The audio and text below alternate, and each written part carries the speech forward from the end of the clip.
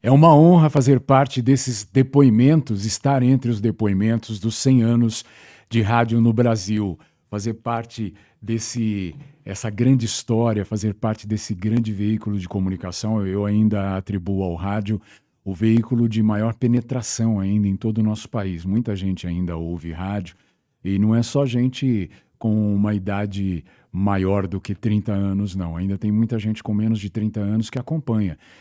Jornalismo, música, entretenimento, prestação de serviço, tudo que o rádio oferece até agora, nesses 100 anos de rádio. Durante esses 100 anos, quase 40 eu participo do rádio. Então é uma honra, repetindo, é muito bom fazer parte de algo que eu acompanho desde criança.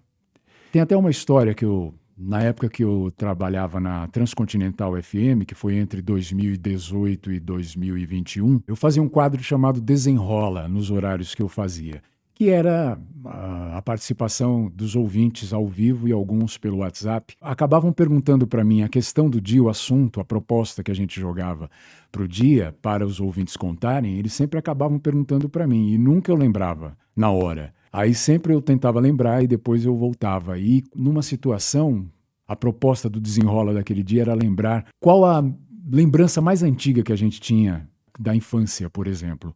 E eu lembrei, eu ainda aprendendo a andar, ouvindo rádio com a minha mãe e com a minha tia, no apartamento que a gente morava, eu muito pequeno, elas ouviam rádio. E era tipo aquelas radiovitrolas, que eram os móveis que tinham um rádio, a válvula, e um toca-discos. E ele tinha alto-falante dos dois lados, nas duas laterais. Uma lateral ficava para o hall de entrada da casa e o outro ficava para uma parede onde tinha um abajur. Eu, muito pequeno, eu lembrei claramente dessa lembrança de eu ter ido, eu ficava sempre do lado direito, do alto-falante direito, sentado, pequeno, sentadinho lá, ouvindo o rádio, quando eu gostava. Já ia perdendo a audição desde essa época, porque eu ficava com o ouvido colado, né, no alto-falante. Aí eu um dia descobri que tinha um alto-falante do lado esquerdo do móvel. E aí eu fui para esse lado, sentei e fiquei entre a parede e esse alto-falante num espaçozinho muito pequeno, que só uma criança, um bebê caberia mesmo. E fiquei ouvindo o rádio daquele lado, que eu descobri que tinha saída de som ali também. E aí, claro, né, minha mãe e minha tia em casa me procurando, foram no corredor do prédio para ver se eu estava lá. E eu percebi que elas estavam me procurando e resolvi ficar quieto. Achei legal o pessoal me procurando ali, as duas me procurando. E elas ficaram por uns 5 minutos ali tentando descobrir onde eu estava. E aí eu me mexi atrás ali do rádio, levantei, e aí vieram as duas. Ah, você tá aí, tá se escondendo da gente e tal. Então, desde essa época, eu já tinha esse contato, essa aproximação, essa vontade de estar perto do rádio. Eu não sabia da geração que nasceu nos anos 60, todo mundo ouvia rádio na infância, na adolescência, na juventude, e claro que eu continuei. E um belo dia eu fui parar no rádio. Eu comecei fazendo publicidade, da publicidade gravando alguns comerciais. O Marcos Zago me viu gravando, me chamou para trabalhar na TV Bandeirantes para fazer os especiais musicais da Rede Bandeirantes de televisão. Um dia houve uma grande mudança em 1984 do elenco da Bandeirantes FM para outra emissora que estava começando naquele período, e aí eles saíram pegando as pessoas, pediram indicação, o pessoal lá da TV, o Caio Gadia pediu para que indicassem algumas pessoas para fazer a Band FM da época, e aí eu fui, tem um menino aí que sabe, conhece música e está apresentando os musicais, tinham outras pessoas que faziam também, nós fomos reunidos lá e aí eu fui trabalhar com o Carlos Rassi, que era um grande ídolo, ele me colocou de supetão no ar, perto da meia-noite, e assim eu comecei. Fiz a Band FM, fiz um pouco de Globo FM também, fiz a Transamérica, fiz a Jovem Pan 2, aí fiquei uns 10 anos afastado das FMs e fiz a Nativa FM quando ela estava começando no final dos anos 90, até 2001, começo de 2001. Quando eu resolvi fazer rádio mesmo, eu me coloquei entre algumas propostas possíveis na época, eu me coloquei ali, fazer rádio é isso, eu estou gostando, é legal, vou fazer ali na Globo, né, no Sistema Globo de Rádio, que o Alfredo Raimundo, junto com o Pedro Vilela, na época, me convidaram para ir fazer a voz padrão da Rádio Globo. E aí eu passei a atuar lá na Rádio Globo como voz padrão, depois comecei a fazer a coordenação de produção, comecei a coordenar a Rádio Excelsior, né, que já estava ali em transição, aumentando a carga de jornalismo na época, e depois eu passei a fazer parte da equipe que criou o que viria a ser a CBN, ainda como Rádio Excelsior, Excelsior, a Rádio Notícia de São Paulo, e dali a gente fez a CBN. E eu participei também dos 2 primeiros anos da CBN, fui para a Rádio Capital, fazer o programa Rubens Palli lá na Rádio Capital. 2 anos depois, quando encerrou o contrato, eu voltei para a gente fazer a CBN no FM, CBN São Paulo nos 90,5, onde ela está até agora. Então, passei por esses lugares. Passei pela Tupi, AM, Super Rádio Tupi, posteriormente, e fiz a Transcontinental FM também até 2021. Quando eu estava no Sistema Globo de Rádio, eu produzi e apresentei vários especiais que a gente fazia com vários artistas de MPB e do pop da época, o pop rock, podemos colocar assim, do final dos anos 80 e do começo dos anos 90. O pop rock estava bem forte assim nesse período, e eu fazia especiais para Excelsior, CBN posteriormente, fazia os especiais musicais e com artistas em geral, mas que pediam música também para a CBN, mas fazia com os artistas populares, assim, para a Rádio Globo. Então, nesse rol aí, a gente fez com Gonzaguinha, Raul Seixas, Fafá de Belém, Erasmo Carlos, Alceu Valença e muitas outras estrelas aí da música brasileira na época. Isso era bem legal. Eu fazia as entrevistas, o próprio artista anunciava as músicas, aí eu narrava, né, um resumo da carreira desses artistas. No caso da Globo, na CBN não, eles faziam sozinhos assim, a apresentação para a CBN. A não ser quando o artista como a Zizi Posse, por exemplo, ela pediu, não, quero que você participe também, eu quero você junto. Tal. O Alceu Valença também pediu para eu participar, então aí não era bem uma entrevista, mas eu ia meio que conduzindo ali e eles iam fazendo esses especiais. Os próprios artistas anunciavam as músicas nas 2 emissoras e eu fazia essa narração da carreira, a gente ia entremeando. E aí a gente fez para a Rádio Globo com Antônio Marcos. E tempos depois ele estava lançando uma música nova que a gente ia colocar na programação da Rádio Globo. E a gente atualizava esses especiais. Aí estava eu junto com o Guilherme Baiano, o técnico, fazendo lá já a edição, atualizando essa edição e colocando a música nova do Antônio Marcos, isso lá em 87, 88, por aí, eu não lembro exatamente quando foi. Mas o Antônio Marcos, ele foi dar alguma entrevista para os comunicadores da Rádio Globo durante a semana. E ele passou lá no estúdio que a gente estava fazendo essa edição. Aí ele ouviu a voz dele, ouviu trechos da narração da história da vida dele, da carreira artística dele. Aí ele ficou alguns minutos ali ouvindo, atrás da gente, meio de lado, com a porta entreaberta. Aí ele ficou ouvindo, e a gente editando e tal. Aí ele abriu a porta e falou assim, pô, bicho, vocês já me mataram? Porque ele de vez em quando tinha uns problemas de saúde. Aí a gente ficou meio envergonhado de estar fazendo aquilo assim, e ele ter visto, não era um obituário, que também é comum ser feito no rádio, né? E ele tinha uns problemas de saúde de tempos em tempos. E, infelizmente, acho que um ano e meio depois, ele foi internado de novo, com problema no fígado, nos rins, e acabou falecendo. Mas ele era muito bem-humorado. Ele fez isso de propósito, para deixar a gente sem graça mesmo naquele momento. E essa foi uma das passagens na Rádio Globo.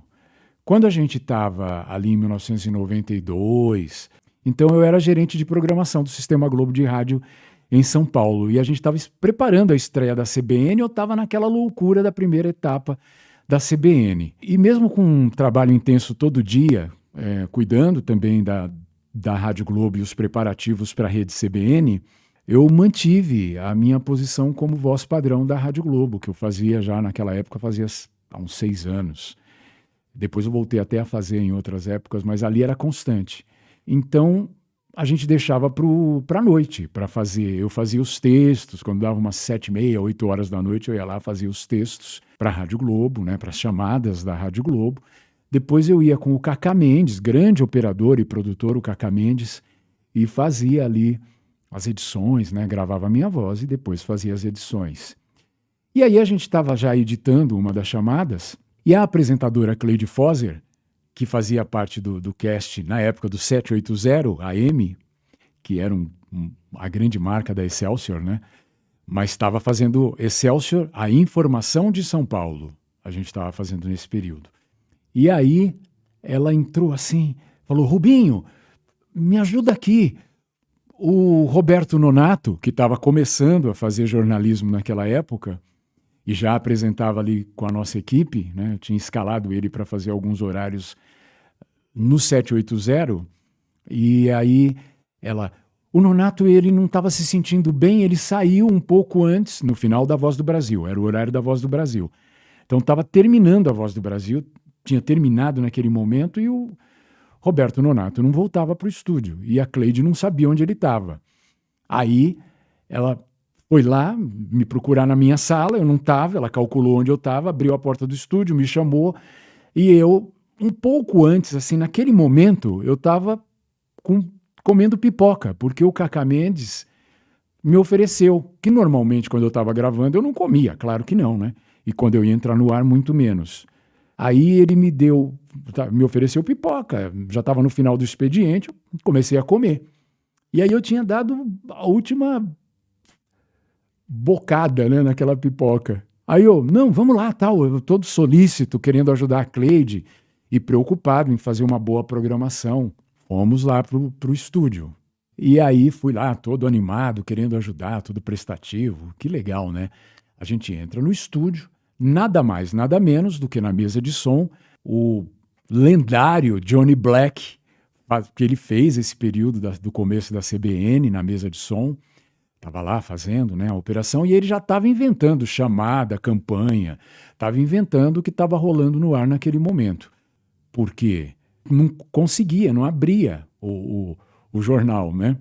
Detalhe, via satélite. A gente já tinha retransmissoras no Rio de Janeiro, Belo Horizonte, em Pernambuco, né?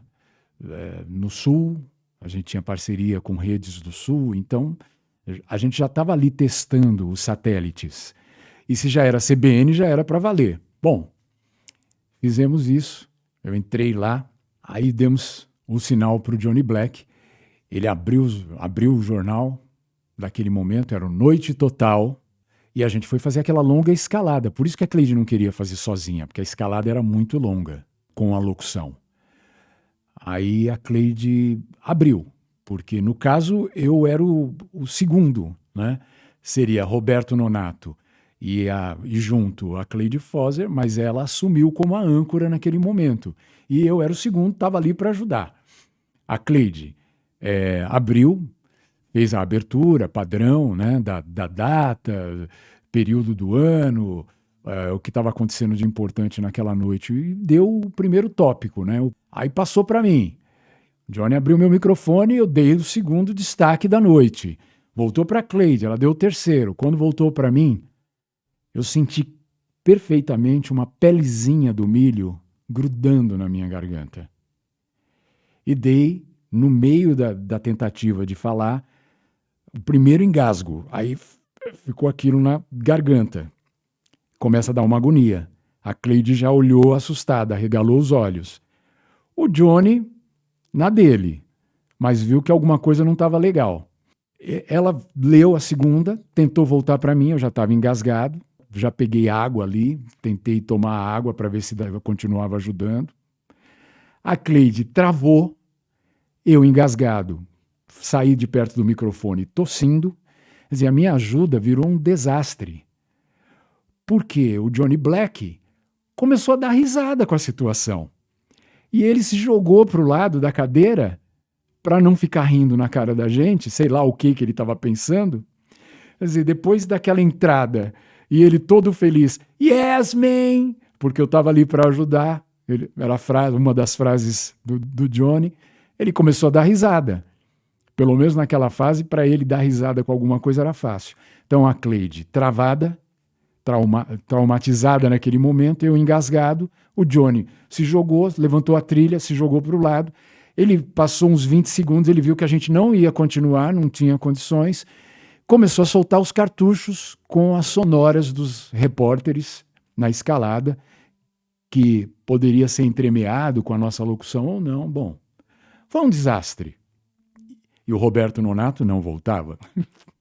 Se ele voltasse, aí ele subiu a trilha um pouco, começou a colocar as sonoras em seguida, meio sem sentido, que não era o jeito que a gente fazia. Quem acompanhava direto deve ter percebido. E assim foi, quer dizer, eu consegui atrapalhar a abertura do Noite Total na CBN, lá nos anos 90, no começo dos anos 90.